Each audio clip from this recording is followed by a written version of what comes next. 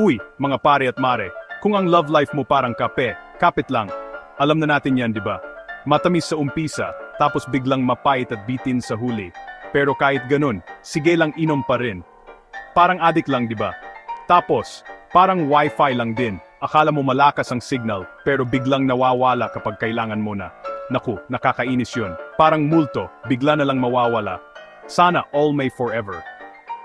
Ako, kahit minsan lang mag-reply sa text, feeling ko nanalo na ako sa lotto. Kahit anong sip-sip ko, di ka pa rin sweet. Parang gatas na walang asukal, walang dating, plain. Tulad ng prom di sa Maynila, di ko na alam kung saan ako papunta. Pero sana, may makasabay ako sa jeep o MRT. Parang loading screen lang, matagal mag-load pero wala naman palang laman. Hay naku, buhay. Akala ko dito lang sa social media ako maghahanap ng jowa, bakit ako na lang pala mag-isa nanood? Nasaan na kayo? Nasaan na kayo? Bakit ba kasi ako pa yung nahulog? Ikaw na nga tong may kasalanan. Naku, kasalanan mo to. Ayos ba? Kung relate na relate ka, like at subscribe na. Kita-kit sa susunod na hugot moments natin.